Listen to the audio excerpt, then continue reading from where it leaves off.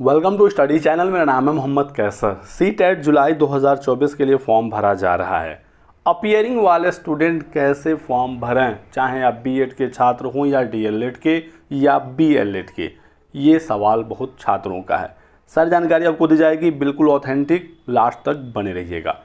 आपको पेपर 1 के लिए फॉर्म भरना हो या पेपर 2 के लिए, यहाँ पर ऑप्शन मिल जाएगा। यदि आप एलिजिबल हैं तो आप दोनों पेपर के लिए आवेदन कर सकते हैं। ठीक है, जैसे ही आप यहाँ पर पेपर सेलेक्ट करते हैं, फिर आपको बताना होता है पेपर 1 के लिए आपके पास कौन सी एलिजिबिलिटी है और पेपर 2 के लिए आपके पास कौन सी एलिजिबिलिटी है। पेपर 1 में आपको 4 कोड देखने को मिलते हैं और यहाँ पर कोई भी ऑप्शन आप देखेंगे, यहाँ पर साफ साफ लिखा होता है कि आप या तो अपनी ट्रेनिंग पास कर चुके हों या अपीयरिंग में हों, लेकिन फाइनल ईयर अपीयरिंग ये कहता है।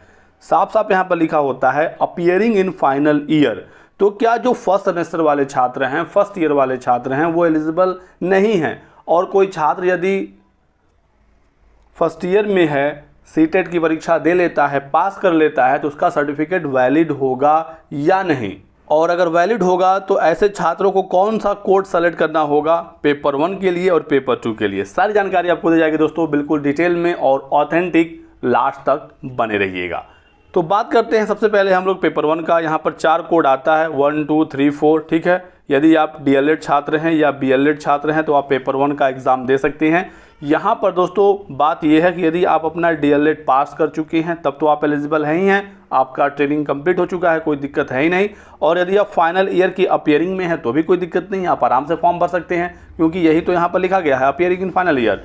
लेकिन सवाल ये है कि फर्स्ट ईयर अपीयरिंग वाले, फर्स्ट सेमेस्टर में जो अपीयरिंग है या जिनका अभी कुछ एग्ज़ाम हुआ ही नहीं है, अभी बस एडमिशन ही लिया है बीएड या डीएलएड में, तो वो छात्र क्या करें? ठीक है, तो सबसे पहली चीज़ कि आप फर्स्ट ईयर में हैं, फर्स्ट सेमेस्टर में हैं, तो भी आप एलिजिबल हैं, कोई भी दिक्कत नहीं होगी, आप लोग आवेदन कर लीजिए। और जो कोड आपको यूज़ करना है वो वही कोड यूज़ करना है जो अन्य छात्र करेंगे। जैसे यदि आपका 12th में 50% नंबर है और आपका 2 साल का डिप्लोमा है, तो कोड नंबर 1 फर्स्ट सेमेस्टर या फर्स्ट ईयर वाले छात्र भी यूज करेंगे, क्योंकि अलग से आपके लिए कोई ऑप्शन नहीं है। फाइनल ईयर अपीयरिंग या पास्ड वाला ही ऑप्शन है, तो आपको यही वाला कोड यूज़ करना है यदि आप फर्स्ट ईयर में भी हैं। ऐसे यदि आपके 12th में 45 से 50% के बीच में मार्क्स हैं और 2 साल का डिप्लोमा है, तो आप कोड नंबर 2 यूज करेंगे, चाहे भले आप फर्स्ट सेमेस्टर में ही क्यों ना हो।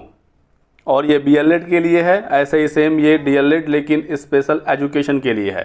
सेम ऐसे यदि आप पेपर 2 के लिए आवेदन करना चाहते हैं तो पेपर 2 के लिए ग्रेजुएशन प्लस डीएलएड जरूरी होता है, 12th प्लस डीएलएड सिर्फ पेपर 1 दे सकता है। सेम ऐसे ही आपके लिए जो कोड होगा आप वही चूज कर लीजिएगा। यहाँ पर ये मत देखिएगा कि अपीयरिंग इन फाइनल ईयर है तो सिर्फ फाइनल ईयर अपीयरिंग वाले एलिजिबल हैं, फर्स्ट ईयर वाले फॉर्म ना भरें, कोई भी दिक्कत नहीं होगी। मैं आपको प्रूफ दिखाता हूँ, फिर आगे मैं बताऊँगा कि आपको नेक्स्ट स्टेप में फॉर्म कैसे भरना है।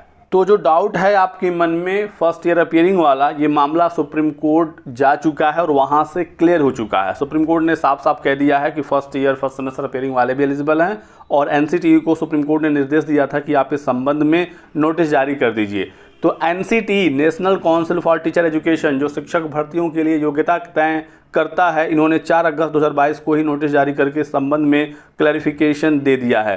ठीक है, आप इसमें देख सकते हैं कि एनसीटीई ने साफ साफ कहा कि टीटीसी यानी टीचर ट्रेनिंग कोर्स, अब ये आपका टीटीसी बीएड हो, डीएलएड हो या बीटीसी हो, साफ साफ है कि यदि आप परसू कर रहे हैं, आप टीचर ट्रेनिंग कोर्स में एडमिशन ले चुके हैं, तो आपका जो टेट एग्ज़ाम है वो एलिजिबल रहेगा, आप अपीयर हो सकते हैं और आपके सर्टिफिकेट में कहीं से कोई दिक्कत नहीं होगी। इस संबंध में ऑनरेबल सुप्रीम कोर्ट का ऑर्डर आ चुका है, तो कहीं से कोई दिक्कत नहीं होने वाली है दोस्तों। आप आराम से फॉर्म भर लीजिए, अपने एग्ज़ाम को दे लीजिए, आपका सर्टिफिकेट वैलिड होगा।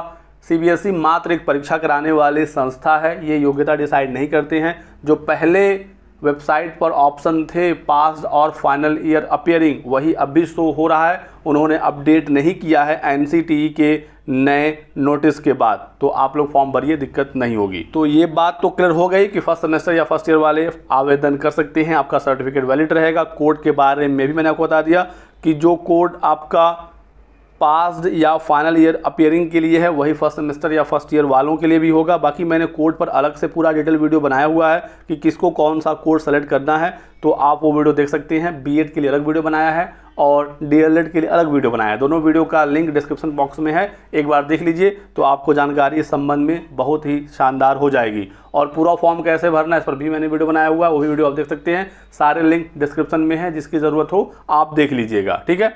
तो आपने यहाँ पर मान लीजिए अपने कोड को सेलेक्ट कर लिया। इसके बाद जो नेक्स्ट ऑप्शन आता है, यहाँ पर भी बच्चे परेशान रहते हैं जो अपीयरिंग वाले हैं। जो पास वाले हैं यहाँ पर पास सेलेक्ट कर लेंगे तो पास के हिसाब से सारी इन्फॉर्मेशन देनी होगी, लेकिन यहाँ पर हम लोग अपीयरिंग छात्रों की बात कर रहे हैं तो मैं यहाँ पर अपीयरिंग पर क्लिक करता हूँ। अपीयरिंग छात्र वो छात्र कहलाएंगे जिनका अभी तक फाइनल रिजल्ट नहीं आया है। आप फर्स्ट सेमेस्टर में हो, फर्स्ट ईयर में हो, सेकेंड ईयर में हो, यदि आपका फाइनल रिजल्ट नहीं आया है तो आप अपीयरिंग स्टूडेंट हैं। यदि आपका सेशन कंप्लीट भी हो गया है, रिजल्ट नहीं आया फाइनल, तो आप अपीयरिंग ही हैं। या फिर रिजल्ट आ भी गया लेकिन आपका बैक रह गया तो भी आप अपीयरिंग स्टूडेंट हैं, क्योंकि यदि आप पास सेलेक्ट करते हैं तो आपको पूरा अपना टोटल मार्क, ऑब्टेन मार्क्स सब कुछ भरना होता है। और यदि आपके बैक वगैरह हैं तो आपके पास फाइनल मार्क्स नहीं होंगे। तो ऐसे में आप अपीयरिंग छात्र होंगे, अपीयरिंग क्लिक करेंगे तो रिजल्ट मोड पर क्लिक नहीं होगा, तो आपसे मार्क्स के बारे में जानकारी मांगी ही नहीं जाएगी, ठीक है। तो आपको अपीयरिंग पर क्लिक करना है। अपीयरिंग पर क्लिक करेंगे तो यहाँ पर ईयर ऑफ अपीयरिंग में सिर्फ एक ही ऑप्शन दिखेगा 2024, तो आपको यहीं पर क्लिक करना होगा। जब दूसरे ऑप्शन है ही नहीं तो आपको ज़्यादा यहाँ पर सोचना ही नहीं है। और जो 22-24 सेशन वाले बीएड या डीएलएड छात्र हैं उनके लिए 24 तो कोई दिक्कत है ही नहीं, आप सेलेक्ट कर लीजिएगा। लेकिन जो बच्चे सोच रहे हैं कि हमारा सेशन 23 से 25 वाला है, अभी हमारा डीएलएड या बीएड 25 में कंप्लीट होगा, 25 का ऑप्शन है ही नहीं यहाँ पर, तो मैं क्या करूँ? तो आपको अभी 24 पर क्लिक करके ही फॉर्म भरना होगा, क्योंकि 25 का ऑप्शन नहीं है, ठीक है।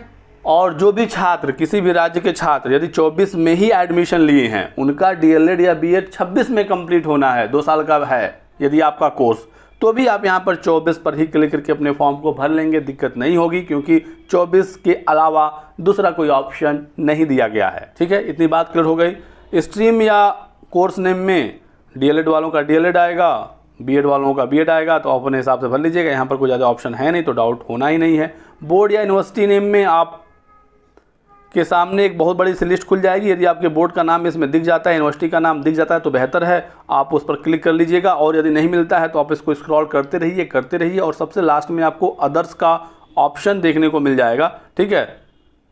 आप यहाँ पर देख सकते हैं, आपको सिंपली अदर्स पर क्लिक करना है, फिर एक नया बॉक्स बनकर आ जाएगा और आपको अपने बोर्ड या यूनिवर्सिटी का नाम यहाँ पर लिख देना है। और इंस्टीट्यूट पिन कोड में आपको अपने संस्था का, जहाँ पर जाकर आपने 2 साल ट्रेनिंग की है, बीएड या डीएलएड किया है, या जो बीएलएड वाले होंगे 4 साल का कोर्स, तो आपको अपने संस्था का यहाँ पर पिन कोड लिखना है। ध्यान रखना है कि आपको यहाँ पर अपने घर का पिन कोड नहीं लिखना है, अपने यूनिवर्सिटी का पिन कोड नहीं लिखना है। आपका जो संस्था है जहाँ पर आपने जाकर ट्रेनिंग की है वो किस लोकेलिटी में था, किस एरिया में था, उसका पिन कोड आपको यहाँ पर लिखना है। इस बात का ध्यान रखना है। जैसे मान लीजिए कि कोई गोरखपुर का छात्र है, डीएलएड किया हुआ है गोरखपुर डाइट से, ठीक है, तो वो यहाँ पर गोरखपुर के अपने उस एरिया का पिन कोड डालेगा, ना कि उसका जो डाइट पीएनपी से मान्यता प्राप्त है, जो पीएनपी संस्था प्रयागराज में है, परीक्षा नियमन प्राधिकारी, तो उनको पीएनपी का यानी प्रयागराज का पिन कोड नहीं डालना है, ना ही उनको अपने घर का पिन कोड डालना है।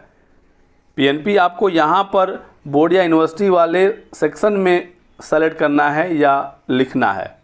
बात को आपने बेहतर तरीके से समझा होगा। इसके अलावा कोई और आपके डाउट हो, सवाल हो तो लिखिए कमेंट सेक्शन में, आपके सभी सवालों का जवाब दे दिया जाएगा। इस वीडियो में बस इतना ही। वीडियो को लाइक करिएगा, चैनल को सब्सक्राइब कर लें और हमारे साथ बने रहें। Thanks for watching.